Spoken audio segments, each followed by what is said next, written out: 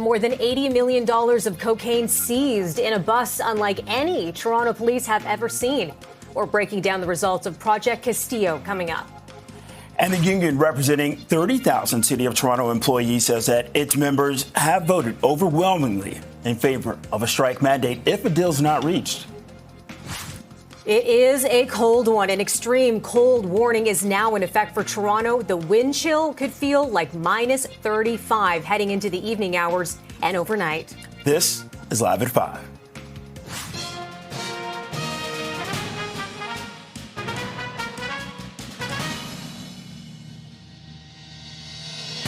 Good evening. I'm Bakari Savage. And I'm Melissa Duggan. Welcome to Live at 5. It's the largest cocaine seizure the Toronto Police Service has ever seen. Hundreds of kilograms of the drug now being taken off the city streets. Yeah, CP24's crime analyst Steve Ryan has been working on this story all day and joins us live right now with more details about Project Castillo. Steve. Yeah, Bakari and Melissa, there are many jobs in policing that take a toll on your personal life, on your home life, and on the officer themselves. The drug squad is no exception to that. I would say that's one of the toughest jobs for any police officer to do. They're constantly in harm's way. They work long hours. And when they go hard. And this is evident by the results of this latest project. It's been a month-long project, Project Castillo, as we've been reporting on. The 835 kilograms of cocaine was the overall seizure. And most of that came from Mexico into the United States, and then through the United States, it came into Canada. Now, the police had great intelligence work, by the way. They had informants who tipped them off to 475 kilograms of cocaine that were coming in from the Niagara Falls border, and the police were able to contact the CBSA. They were able to stop this 18-wheeler, and that's where they got 475 of those kilos. So 835 kilograms total, worth $83 million on the street. Some great police work, and they saved a lot of lives by getting all this cocaine off the streets. We did hear from Chief Demke earlier on, and we heard from Superintendent McIntyre as well. And here's more from the two of them. Let's listen. 835 kilograms of cocaine that is alleged to have the hallmarks of coming from the Jalisco New Generation cartel. What you see before you has an estimated street value of $83 million. This is the result of Project Castillo, an extensive joint forces investigation into drug importation and trafficking in the Greater Toronto Area. By removing over 835 kilograms of cocaine from circulation, we have disrupted the supply and created a ripple effect. Following this seizure, the street price of cocaine in Canada has increased by 20%, signaling a direct impact on the distribution networks. This reduced accessibility means fewer opportunities for these drugs to enter and infiltrate vulnerable communities. As you know, the illicit drug supply fuels Canada's ongoing public health crisis. Each kilogram of cocaine removed from our streets represents lives potentially saved from overdose. This was a joint forces operation which included York Regional Police, the RCMP, CBSA, and the Criminal Intelligence Services of Ontario. An intelligence-led approach to this project, and great work. $83 million worth of coke off the streets. So back to you guys. Yeah, the scale of this staggering. Thanks so much for that, Steve. Well, a Toronto police officer has been sent to hospital after being hit by a vehicle in the East End. Police say officers were conducting a vehicle stop near Midland and Lawrence around 3:30 when the driver suddenly took off and hit the officer. The vehicle was last seen eastbound on Lawrence. The officer's injuries are described as non-life-threatening, and the investigation is ongoing. Keep it here on CP24. We're following this developing story. Well, man's dead after a fire tore through an Oshawa home. This happened last night. Yeah, it broke out shortly before 8 p.m. at a home on Center Street. Crews arrived to find the house engulfed in flames. They weren't able to enter through the front due to several obstructions. Firefighters got in through the second story, though, and that is where they found the victim without vital signs. He was pronounced dead in hospital. He's been identified by neighbors and family as 76-year-old Bruce Scarlett. Neighbors telling CP24 that the man had lived in the home for decades. Well, I came home last night around 7:30, 7:45, and all I seen was flames coming out the window and door, and all of a sudden the fire truck pulled up, and then everybody just got back and waited to see what was happening. So we're waiting to see. We knew Bruce was in the house because all his vehicles were here. So we're just waiting for them to come down, tell us whatever, and I guess it took half an hour, 45 minutes, till they finally pulled him out. We know Bruce as a neighbor for nearly 20 years, and because of his vehicles being in the driveway, we all knew he was home. That was just he wouldn't go off with someone else, and it was very distressing just to see the house engulfed, and it's just terrifying. And the Ontario Fire Marshal is investigating the cause as well as origin of the fire. Police in York Region are warning the public about the reemergence of staged collision carjackings. Yeah, police say that incidents just like this right here, where suspects will cause minor crashes on purpose by driving into the victim's vehicle. Then when the victim gets out to look at the damage, the suspects, they'll steal the car, sometimes using firearms. In this case, they're all individual incidents. We have nothing to be able to link any of the groups together. In one circumstance, it's quite interesting where rather than a vehicle being involved in the collision, it was someone on a bicycle coming up and striking a vehicle as it stopped at a stop sign. All of these circumstances have something that's in common, though. There are areas where there's not a ton of cars that are around, where there's not a lot of witnesses that can be there, that there's not a lot of CCTV.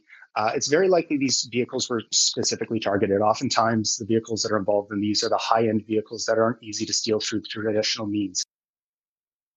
Anyone with information about the carjackings is being asked to contact police or contact Crime Stoppers. One person's under arrest after a crash in the city's West End. Police say a car that was traveling on the wrong side of the road collided head-on with a TTC bus on Scarlett Road, north of Dundas, shortly after noon. No one was hurt. The driver of the car was arrested, though, for impaired operation of a motor vehicle. Anyone who witnessed the crash is being asked to contact police. And one person's in custody while two others are wanted. This is after a crash involving a stolen vehicle. This was in Brampton. Yeah, police say they were attempting to investigate the vehicle when it was involved in a collision with two other vehicles at Queen Street and Highway 50 just before 12:30 this morning. Police say two drivers were sent to hospital to be checked. They're looking for two males who ran from the scene.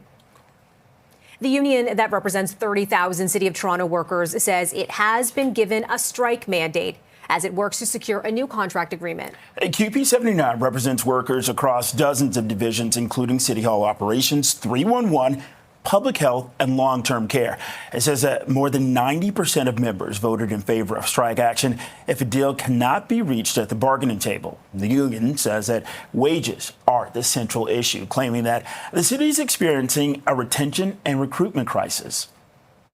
Workers are burnt out, underpaid, and leaving in droves. Nowhere is the affordability crisis more apparent than in parks, forestry, and recreation, where 43% of part-time recreation workers are being paid minimum wage, and 94% are being paid below the GTA living wage of $26 an hour. In addition to poverty wages, recreation workers receive no time off, no sick days, and limited benefits. No strike deadline has been set. The city says it continues to bargain in good faith to reach a fair and reasonable collective agreement. Contract talks are scheduled to continue on Thursday. Well, south of the border, U.S. President Donald Trump is spending his first full day back in the White House, meeting with congressional leaders and doing something that, he enjoys if, you watch this old reality show, firing people. You're fired. Yeah, that's the tagline. The president said earlier today that he would fire more than 1,000 presidential appointees who he says are not aligned with his vision. The White House is also promising a major infrastructure announcement, something his press secretary says will send a message to the world. Trump has said he wants to ban Chinese companies from owning U.S. infrastructure in the energy, technology, and agriculture sectors. And he says he will force Chinese owners to sell any holdings that jeopardize America's national security. And attorneys general from 18 states are suing to block President Trump's move to end a decades-old immigration policy known as birthright citizenship. It guarantees that children born in the U.S. are citizens regardless of their parents' immigration status. Well, Trump signed an order that excludes people whose mothers were not legally in the country and whose fathers were not citizens or permanent residents. And the new rules are set to take effect February 19th. And Trump says he is still planning a 25% tariff on Canadian imports. CP24's Arda Zakarian has the latest reaction on this side of the border and joins us live from the newsroom. Arda. And today, Trump said that he thinks it's going to start on February the 1st. Now, if it does, Trudeau says that Canada is planning a rapid and robust response. And Trudeau says he supports dollar-for-dollar matching tariffs. Now, President Trump says that this is the golden age of the United States. It has begun. Now, Trudeau says if, in fact, it is a golden age, then he's going to need Canada. Donald Trump is, as always, a skilled negotiator and will do what he can to keep his negotiating partners a little bit off balance. We are confident in the facts on the ground. We know that if the United States is going to see an increase in jobs and manufacturing and economic growth, they're going to require more energy, more inputs, everything from lumber and concrete to steel and aluminum to critical minerals that are the essential ingredients in the economy of the future. And Canada has all that in an extraordinarily reliable and close partner.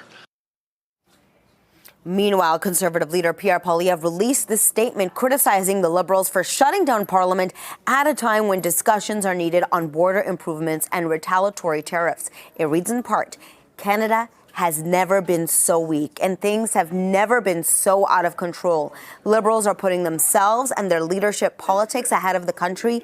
Freeland and Carney are fighting for power rather than fighting for Canada. And Trudeau says his government's focus is still on avoiding tariffs altogether. But if this is not going to be achieved, then everything is on the table.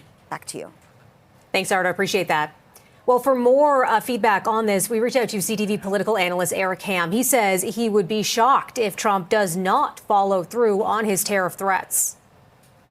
Considering that now Donald Trump is no longer a candidate or a president-elect, but he is now the commander-in-chief and has taken the oath of office. And he made this comment from the Oval Office, from the Resolute desk, that these tariffs are in fact coming on February 1st for both Canada and Mexico, the United States' two biggest trading partners. I suspect that Donald Trump will stick to his word and implement these tariffs. Okay, it's 5:13, holding at 13 below zero. This is Live at 5. We are tracking an extreme cold weather alert now in effect for Toronto and other parts of the province. More on what you need to know after the break and when's it going to warm up. Stay with us. Well, Toronto's now under an extreme cold weather warning issued by Environment Canada. For more on how to cope with this cold, let's go live to CP24's Phil Perkins, who's at Earl Bales Park in North York. Just so you know, Phil, right now it is feeling like minus 23.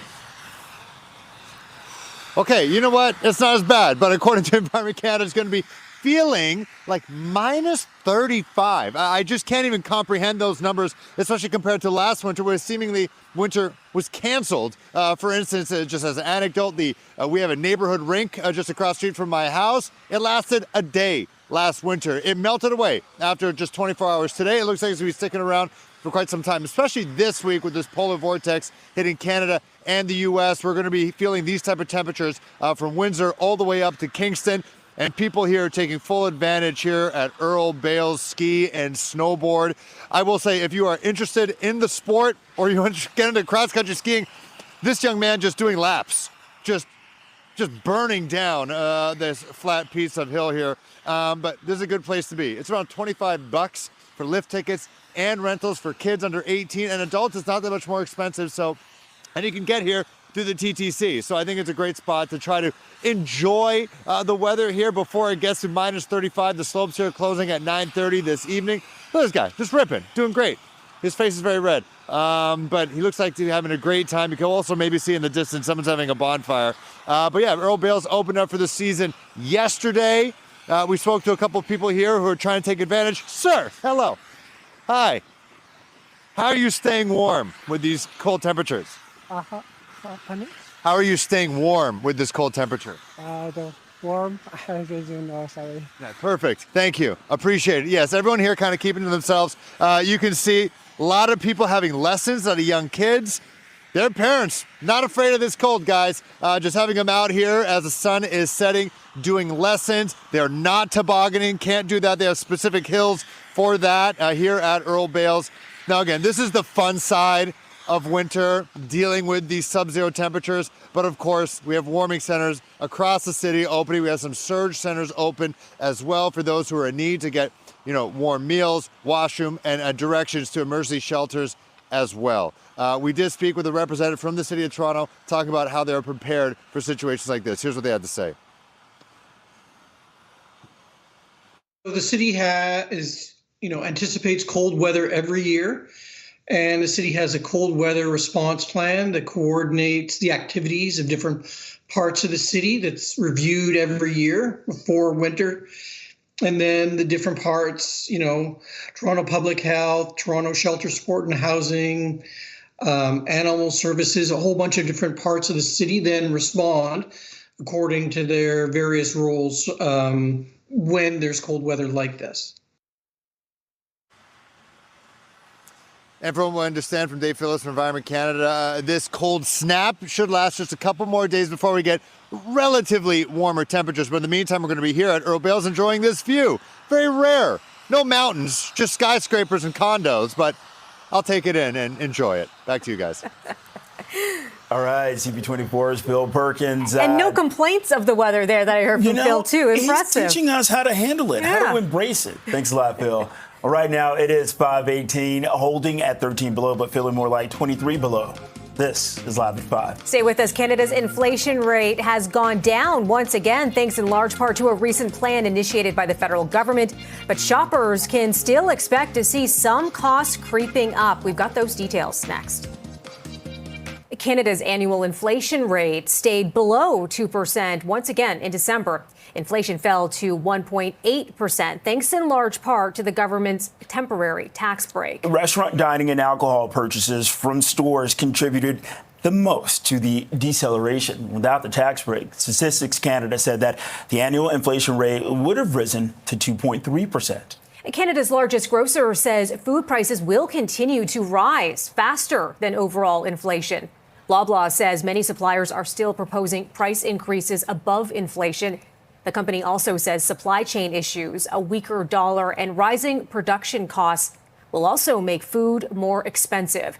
Coffee and cocoa are among the commodities seeing particularly sharp price increases. Sylvain Charlebois, professor and director at the Agri-Food Analytics Lab, says that Loblaw is right that food prices will go up this year.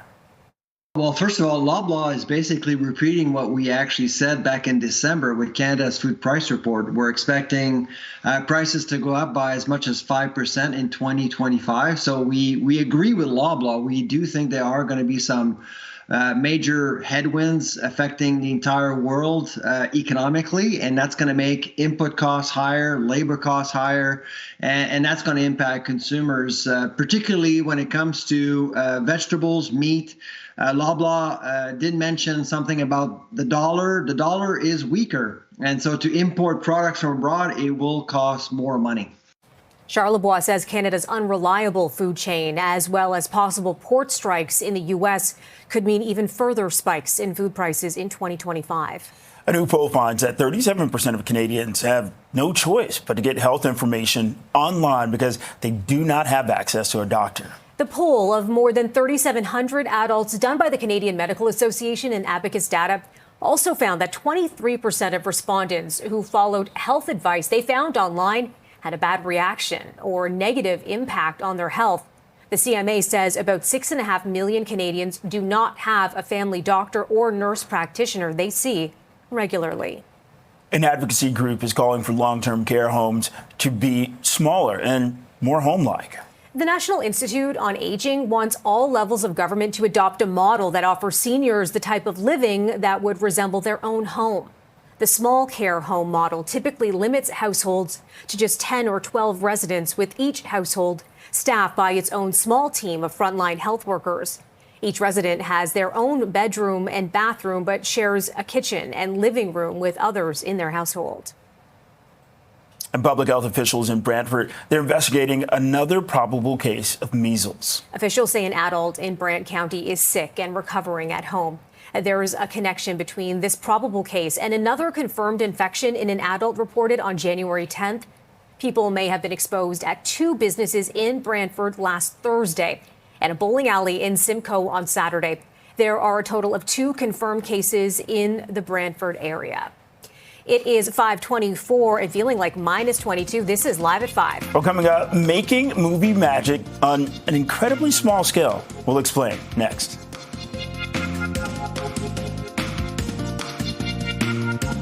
Welcome back. One of the newest movie theaters in Vancouver is open 24/7, but really it's just a hole in the wall.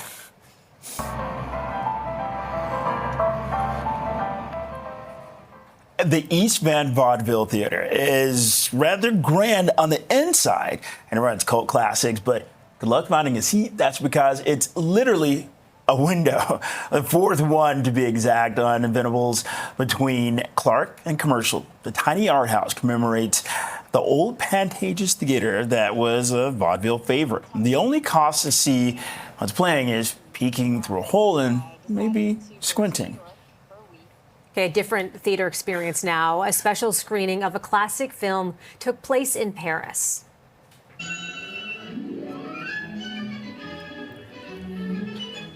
"18 dogs and their owners watched Lady and the Tramp.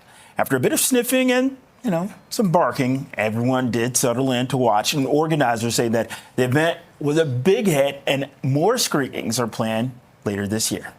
Some well-behaved pups there. It is 5:28, minus 13, feeling like minus 23. This is Live at 5. Well, U.S. President Donald Trump reconfirms his plans to put tariffs in place against this country now that he's officially taken office. But Prime Minister Justin Trudeau says America should be prepared for Canada to respond. The very latest on this evolving situation is coming up next. U.S. President Donald Trump continues to make moves as he settles back into the White House as Canadian officials prepare to push back against pending tariffs. More than $80 million of cocaine seized. It's a bust unlike anything Toronto police have ever seen. We are breaking down the results of Project Castillo coming up. An extreme cold weather warning is now in effect for Toronto. The wind chill could feel like minus 35 heading into the evening and overnight hours. This is Live at 5.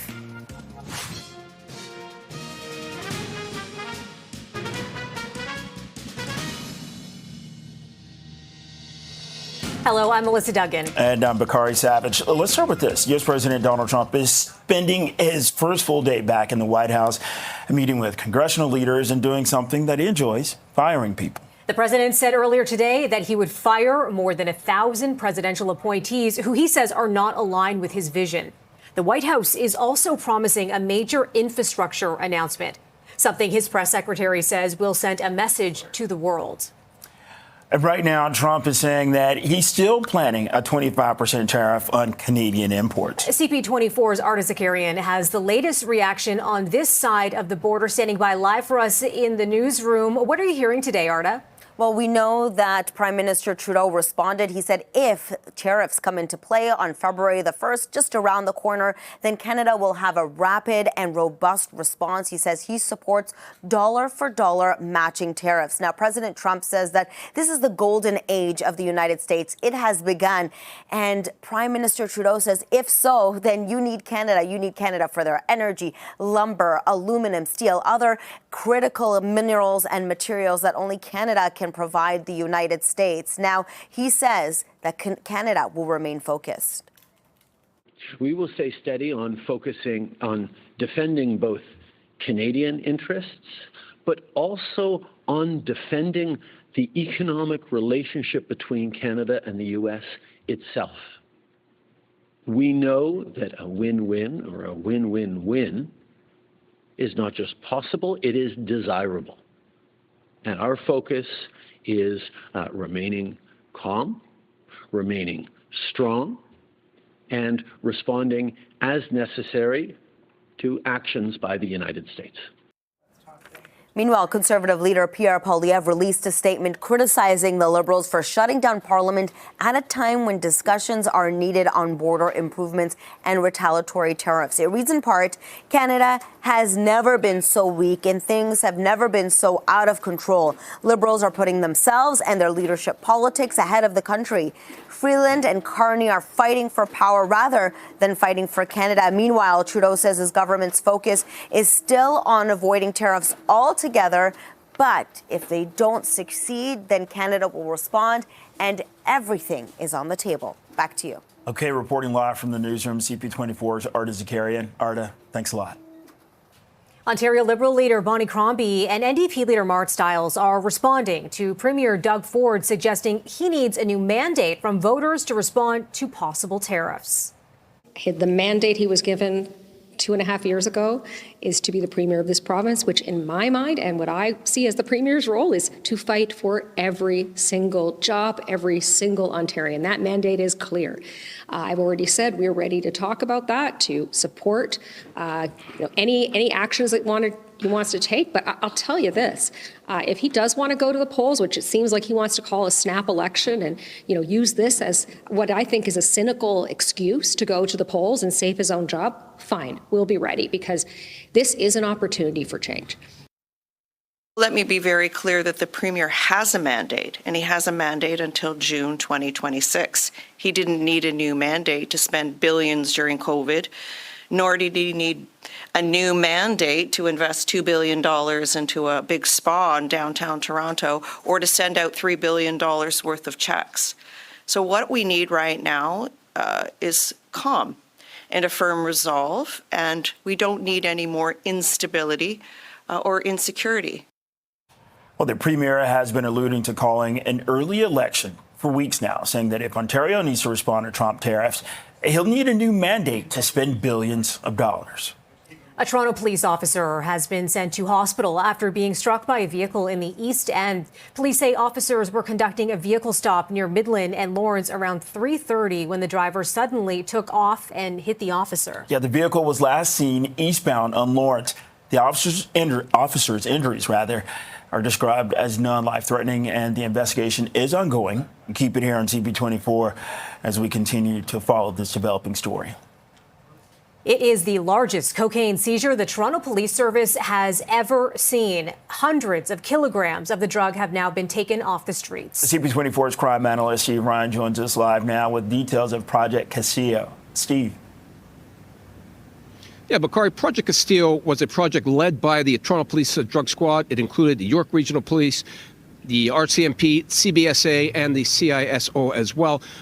This was an intelligence-led collaborative effort which resulted in the largest drug seizure that the Toronto Police has ever seen when it comes to cocaine. 835 kilograms of cocaine was seized. This made a huge dent in this Mexican cartel's drug operations. $83 million worth of cocaine was taken off the streets. Now, 475 of those kilos were stopped coming across the border. Police tell us that the Toronto Drug Squad received some credible information, most likely from an informant. There's a lot of work, by the way, that's involved with cultivating informants, especially if you got somebody who is good and reliable. So the police had this credible information. They tipped off the CBSA, and there was a tractor trailer full of drugs that entered the southern states from Mexico and made its way into the border of Niagara Falls. The CBSA stopped that vehicle, and inside of that tractor trailer was a 475 kilos. So again, 835 kilos in total was seized. It was fantastic police work, and that's taken a lot of that street drug off the streets. And no doubt has put a dent into the cartel's business down in Mexico. Here's more from Chief Demkew and Superintendent McIntyre, who we heard from earlier on. Let's listen to both. We know that these drugs traveled all the way from Mexico over the United States southern border and then made their way here to Canada, where we stopped and seized them. This investigation required months of effort. I can tell you that getting 835 kilograms of cocaine off of our streets will make a huge difference for the well-being of our communities. To date, 6 individuals have been arrested, including 4 Canadians and 2 Mexican nationals. And we are still seeking 3 individuals who we believe, we're still seeking 3 individuals. One who we believe is still in Canada. His name is Robert Nolan, 60 years of age, of Niagara Falls. But we're also seeking 2 gentlemen by the name of Alexis Arroyo and Marco Rivera, both 31. We believe they may have fled back to Mexico. Here's some context. The $83 million worth of cocaine that was seized, that has caused the price of cocaine on the street to go up 20% as a result. So the police have cut off that supply, and those that are dealing it on the streets now are charging 20% more. Again, great police work by all the agencies involved, and the $83 million worth of coke is off the streets. Send it back to you guys. Yeah, Steve, thanks so much for that. And I saw your social media too, Steve, as well. You posted a photo, gives you an idea of the scale of this seizure, that on the top of that table was the bags of cocaine. Underneath it, though, that was the bricks of cocaine that was also part of the seizure.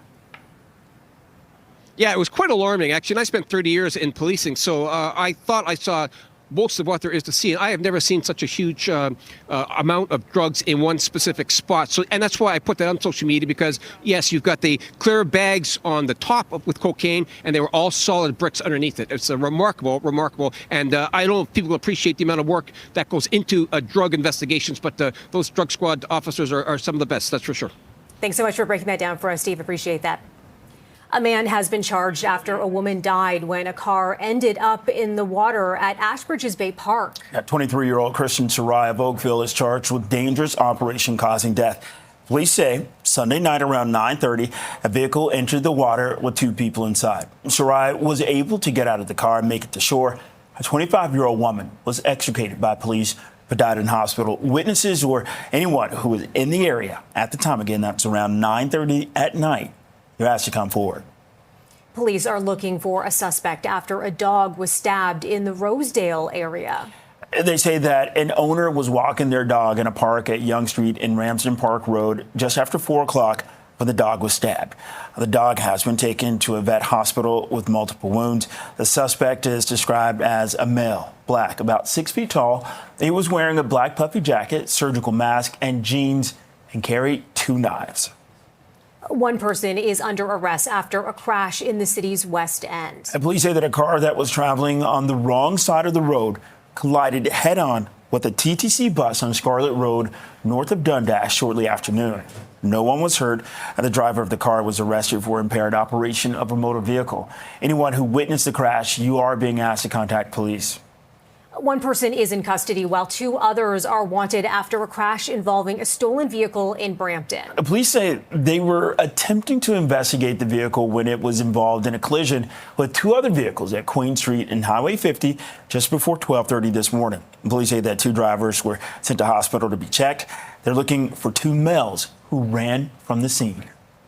It is 5:41, feeling like minus 23. This is Live at 5. And coming up, we're going to be checking back in with our Phil Perkins, who has the latest on the conditions outside with an extreme cold weather alert now in effect. Toronto is now under an extreme cold weather warning issued by Environment Canada. And for more on how to cope with the cold, let's turn to CP24's Phil Perkins, who's live at Earl Bells Park in North York. Phil. Well, Bakari and Melissa, this is the lighter side of dealing with these super duper cold temperatures. As you mentioned before, the extreme cold weather alert going to feel like minus 35 tonight. Right now it's feeling around minus 24, but here in Earl Bells, can't really feel it as much because people are active. They're getting out, they're enjoying, including this father-son duo, getting ready to do some ski lessons. How long have you been doing ski lessons now? Not sure yet. Not sure yet? How are you enjoying it? Good. This is first class. Oh, it's the first class. Was cancelled, yeah. Oh, okay. But now Earl Bales is open. It just opened yesterday until March 16th. Now, weather permitting, of course. What made you want to get your kid into ski or snowboard lessons? Yeah, I mean, even winter is so harsh here, so I don't want him to sit inside and then feel like a kind of a blue, right?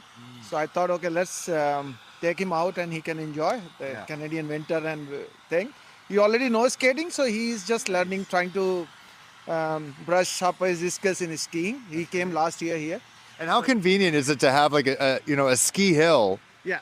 Right here, like on the TTC route. Yeah, it's very convenient. It's just like from my place, it's 12 kilometers, so it takes like 20 minutes. It's a rush hour also, but yeah, it's very convenient. Yeah. Okay. Yeah. So are you excited to ski or snowboard? Yes.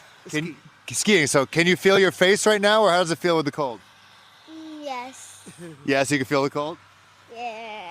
Indeed. Okay. Get some hot chocolate or something out there. Okay. Thanks so much. Appreciate it. All the best. He'll get a helmet that'll add some insulation. It's all about layers, guys. If you're going to be out there, you got to do some errands today. I'm rocking. I know Bakari needs to know this. Got my boots. I got some thermal leggings. I can't show you that. It's a family show. I got some jeans. I got 3 layers on, long sleeve t-shirt. I got a fleece and I got a parka. I have this gator thing. Forget scarves. That's what this is all about. And a toque, and of course, these gloves. And if you want to know a little bit of a hack from my football playing days, North Toronto Collegiate Institute, you get latex gloves and you put them under these gloves, traps the heat. Your hands are sweaty, but they're warm. Back to you guys. All right, CP24, it's Bill Perkins with all the tips. Thanks a lot. Right now it's 5:45, holding at 13 below zero. This is Live at 5. We have more of today's top stories straight ahead. Stay with us. To the Middle East, 3 days into a ceasefire in Gaza, Palestinians are assessing the scope of the devastation. There's drone footage, which was captured by the Associated Press, showing piles of rubble as far as the eye can see. Remnants of the longest and deadliest war between Israel and Hamas. Part of the first phase of the ceasefire includes the release of some hostages and Palestinian prisoners. U.S. President Trump says he doubts whether the ceasefire will hold in Gaza. I'm not confident. That's not our war, it's their war, but I'm not confident. But I think they're very weakened on the other side. Gaza, boy, I looked at a picture of Gaza. Gaza is like a massive demolition site. That place it's really got to be rebuilt in a different way. And trucks loaded with humanitarian aid continue to move through Rafah. The UN says 915 trucks entered the Gaza Strip yesterday. Under the ceasefire agreement, at least 600 truckloads of aid must be allowed into Gaza every day for the initial 6-week phase, including 50 of them carrying fuel. Dozens of displaced Palestinians gathered outside a distribution center in Han Yunis to pick up emergency supplies. CTV's Heather Wright is in Israel near the border with Gaza. She joined us earlier today with more on the shipment of aid arriving in the territory. Aid is starting to flow in. People we've talked to say it's still not enough to reach the very big need that there is in Gaza. It is important to know that those trucks include fuel trucks that are going to go to those hospitals to power up those generators. Many of the hospitals, as we know, have been destroyed or severely damaged. And half of those trucks are supposed to be going to the north of Gaza. That's where officials say famine is imminent. But this is challenging. Much of, Gaza Strip is in rubble. The roads are not easy to navigate. And so getting that aid to the north, we know, has been a bit of a challenge. But those aid trucks are coming in, starting to be distributed to people in Gaza.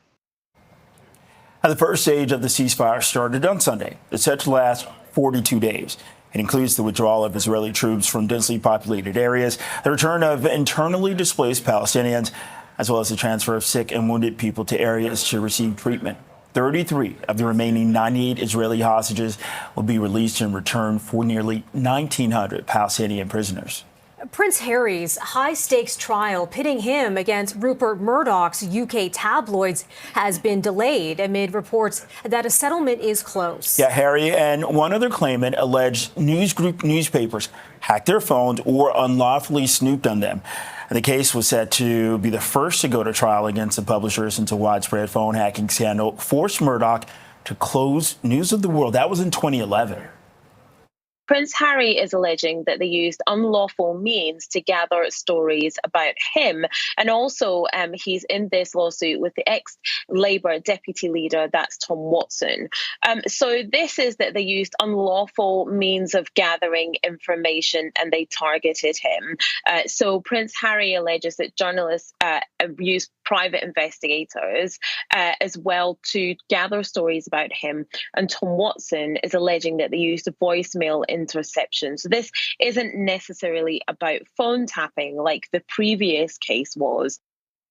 The trial was scheduled to last for 8 weeks. Details of the possible settlement have not been released. It is 5:52, feeling like minus 23. This is Live at 5. Well, coming up, we meet the $92 million man who's now the newest member of the Blue Jays. That story's next. The Blue Jays introduced free agent edition Anthony Santander at a news conference in Dunedin, Florida this afternoon.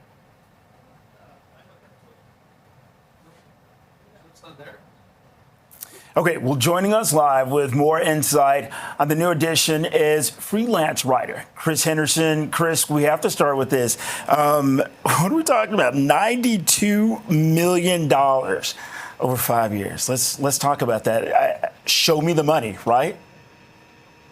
Yeah, you know what? I think it's a deal that worked out really well for the player, and I think it worked out really well for the Blue Jays as well, given the way that the market has kind of played out. I mean, we saw a player sign for $765 million this offseason in baseball. So as much as $92 million sounds like a lot, I think the Blue Jays did well with this signing. Okay, so we're hearing good things about him. Apparently hot at the bat. Is this the guy that is going to bring all of our baseball dreams come true for Jays fans? You know, I think he's really going to help move the needle. The Blue Jays have had a really frustrating and disappointing offseason so far, but this is a piece that, he's averaged 35 home runs a year for the last 3 years. He certainly beat up on us when he was a member of the Baltimore Orioles for the last several years. He's a switch hitter. He's a guy that can play a corner outfield spot. So he really checks off a lot of needs and a lot of boxes for the Blue Jays. I feel like they probably have another move or two that they need to make in order to really kind of move the needle, but this is a really good starting point. And Chris, I have to ask this, looking at the roster, could this be a test for Vladdy to kind of really establish himself, separate himself as an elite player? Yeah, you know what? There's certainly that opportunity. I feel like he did a lot in that way last season, kind of bringing back the kind of production and the kind of numbers that we saw in 2021 when he finished second in MVP voting. But certainly, I mean, the Blue Jays are going to be looking for him to carry this offense, and several others as well. Santander will help a lot. They're looking to hopefully get a lot more out of Bo Bichette than they got last season. There's a lot of things that could go right for the Blue Jays, and certainly they need Vladdy to be at the top of that list. What does bringing someone like Santander on board mean for, potentially getting other players to join the Jays? I think it's a move in the right direction. As I mentioned earlier, there's been a lot of disappointment, whether that was the pursuit of Juan Soto or Shohei Ohtani last season or Corbin Burns or Roki Sasaki. There's been a lot of players that the Blue Jays have pursued and struck out on, unfortunately. And so landing one of these big fish, it just makes the team that much more attractive. It gives them a better chance to be competitive. And as much as these guys want to get paid, they also want to win. And so the Blue Jays have a better chance to win after signing this player. Yeah, and also, speaking of, getting more people out there, let's talk about the purse. Like, how much money do the Blue Jays have left to, attract even more talent or poach? That's a great question. Right now they're at a record payroll. This is the most that we've ever seen the Blue Jays spend. And it's hard to say how much further they're going to go. But Ross Atkins the GM of the team, came out earlier today and said that they're not done, and that they're going to continue to be adding. And so we're certainly seeing a commitment from ownership to spend money to make this a competitive team. Hopefully the front office is able to continue to do what they did yesterday when they were able to get Santander to sign on the dotted line. And there's still some talent that's out there. So I think the Blue Jays do have an opportunity if they're willing to spend, and it sounds like they are. So I have to give credit to the ownership. They're certainly opening their wallets, that's for sure.